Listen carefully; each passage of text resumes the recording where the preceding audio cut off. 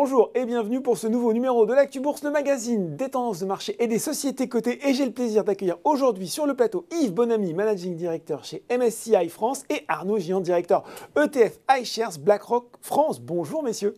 Bonjour. Bonjour Laurent. Alors ensemble on va parler indices. Alors on les connaît bien les indices, surtout les plus emblématiques, le Nasdaq, le CAC 40, le Dow Jones.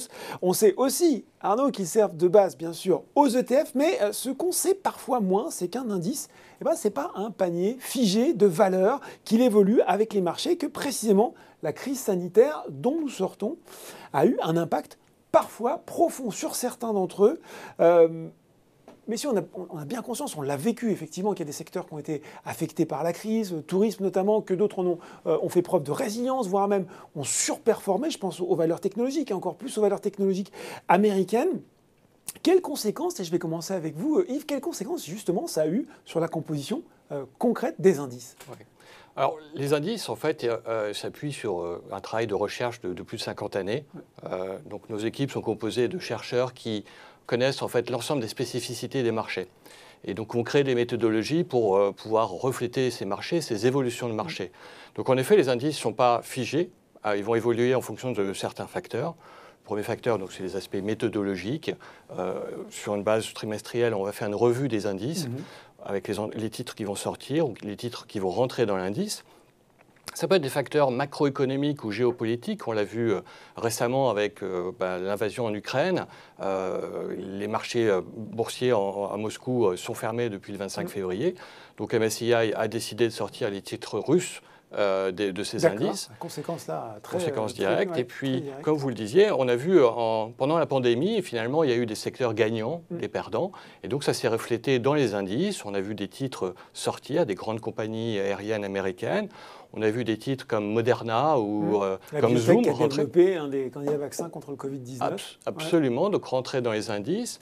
On a vu dans les secteurs qui ont gagné la technologie, dans l'indice MSCI Monde, le poids des technologies est passé de 18% en janvier 2020 à 24% en 2022. Donc on voit bien qu'il y a des secteurs qui ont évolué. Alors depuis, il y a eu une correction en janvier. Mais je pense que ce qu'il faut retenir, c'est que les indices ne sont pas figés et évoluent en effet dans le temps en fonction de ces différents facteurs. Alors Arnaud, là je me tourne vers vous. On sait justement que les ETF, ils s'appuient sur les indices. Ça veut dire que là aussi, leur composition à eux va varier en fonction de la composition de ces indices. Tout à fait, comme l'a indiqué Yves, je dirais qu'au-delà en fait des recompositions périodiques, au vu en vertu de la capitalisation, enfin voilà, certains paramètres qu'on connaît. Il y a vraiment en fait une évolution constante en fonction du cycle économique et du coup de la performance des valeurs qui sont portées des fois par justement une tendance de fond. On pourrait penser au luxe sur le CAC 40 peut-être par exemple. Le luxe sur le CAC 40, on a parlé de la technologie bien évidemment. Et donc les indices et les ETF vont suivre cette tendance. Donc on va se voir beaucoup plus exposé sur des valeurs qui se portent bien, qui bénéficient justement de cette tendance de fond, et au détriment, il faut le dire, de valeurs qui souffrent. Et donc pendant cette crise sanitaire, vous avez exposé effectivement certains secteurs qui ont souffert. On pense également au secteur immobilier, donc avec les foncières, qui a vu son poids en fait diminuer d'un tiers dans cette crise. Vous parliez également d'une recomposition géographique dans laquelle on parle moins, mais vous parliez des États-Unis. Et c'est vrai que quand on regarde et qu'on fait une photo avant le Covid, donc c'est-à-dire fin 2019 et fin 2021, 2 ans plus tard, le poids des États-Unis s'est vu renforcé dans les indices mondes, qui passait de 61%, c'était déjà très élevé. C'était déjà pas mal. Exactement, à 67%, donc on est à vraiment plus de 2 tiers. Et si on regarde dans la sphère émergente, le poids de la Chine a lui baissé pendant cette crise. Donc si on regarde un petit peu la trajectoire de 2021, on comprend pourquoi ce poids a baissé et qui est maintenant de l'ordre de 25%. Bon voilà, donc des indices qui accompagnent assez fidèlement finalement ce qui se passe dans l'économie. Il y a tout ce travail aussi, Yves, vous avez parlé de méthodologie. J'ai l'impression que justement on a de plus en plus de données, des données de plus en plus précises sur les entreprises, ce qui permet de construire des indices de plus en plus spécifiques, là aussi, pour s'adapter peut-être aux nouvelles tendances de l'économie ou aux nouveaux besoins des investisseurs même d'ailleurs. Absolument, c'est vrai qu'il y a un accès à de plus en plus d'informations, de plus en plus de données, et en parallèle, en fait, le développement de technologies pour traiter ces données. Donc chez MSCI, par exemple, on a développé une nouvelle plateforme technologique à base de, j'ai utilisé des mots, de machine learning ou d'intelligence artificielle, qui permet en fait de traiter énormément d'informations, d'aller lire les rapports des entreprises, d'aller lire toute information qu'on pourrait retrouver sur le web, sur les entreprises. Là où il fallait énormément d'analystes avant, maintenant ça se fait automatiquement. Alors qu'est-ce que ça apporte au niveau indiciel? Ça permet d'aller innover en utilisant par exemple des mots-clés pour aller créer des indices. Je vais prendre un exemple. Si on veut créer un indice biotechnologie, on va travailler avec notre recherche, avec des experts qui vont nous donner quels sont les mots-clés liés à la biotechnologie. On va insérer ces mots-clés dans notre plateforme qui va nous ressortir en fait toutes les sociétés, tous les titres liés à ces mots-clés, liés à la biotechnologie, et on va pouvoir créer un indice.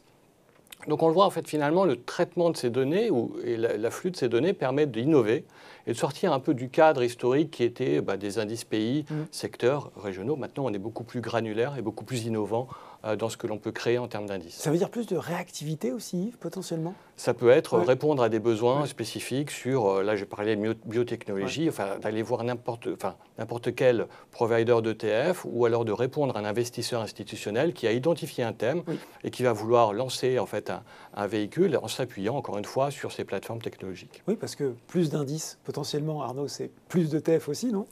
Ah oui, bien sûr, ça, il y a une conséquence directe. En règle générale, on ne ferme pas des ETF, surtout quand des ETF ont effectivement des encours et le vent dans le dos.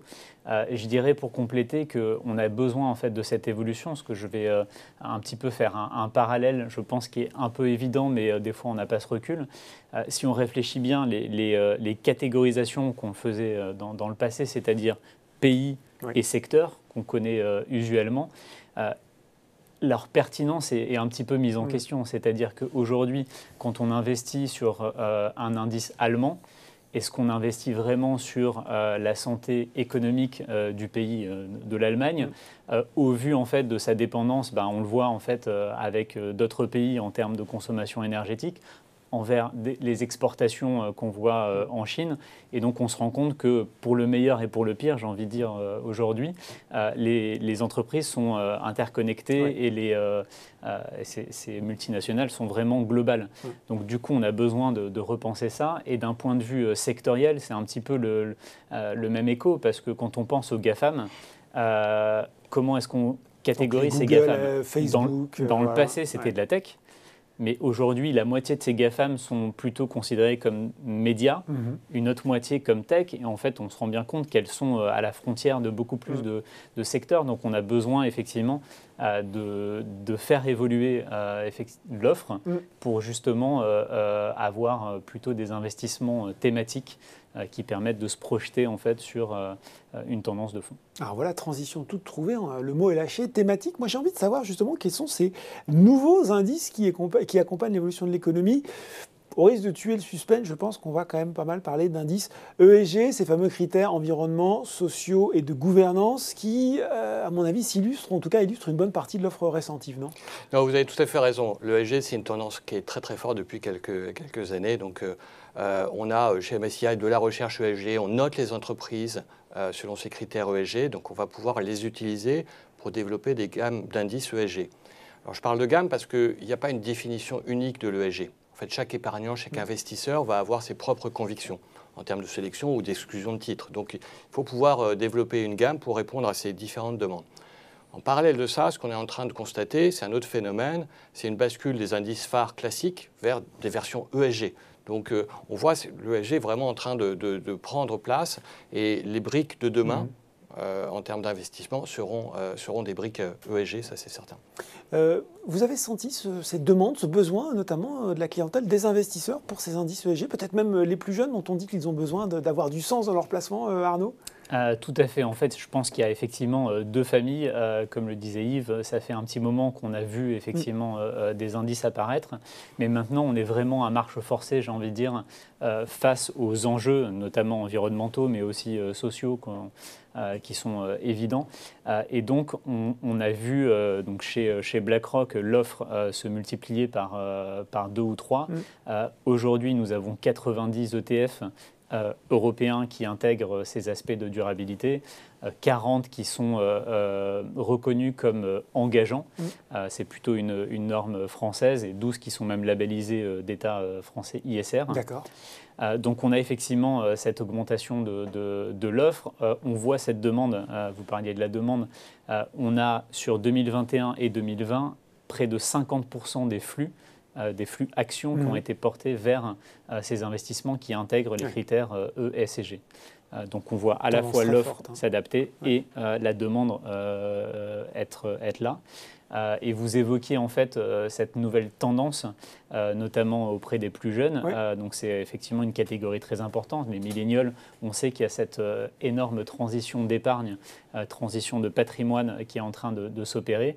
Et c'est vrai que l'ETF et l'ESG se marient bien face à ces problématiques, parce que c'est un vrai changement de consommation auprès de ces jeunes qui veulent donner un sens à leur épargne, on en parle souvent, et qui en plus veulent utiliser des technologies beaucoup plus modernes que la gestion traditionnelle. Et l'ETF répond bien à ces besoins. Et la simplicité des ETF. Ben voilà, merci pour ce point, l'économie, les marchés qui évoluent et les indices qui évoluent avec eux. Merci beaucoup, messieurs, pour ces explications. Merci, Laurent. Merci, Laurent. L'Actu Bourse, c'est fini pour aujourd'hui. À très bientôt pour un nouveau numéro.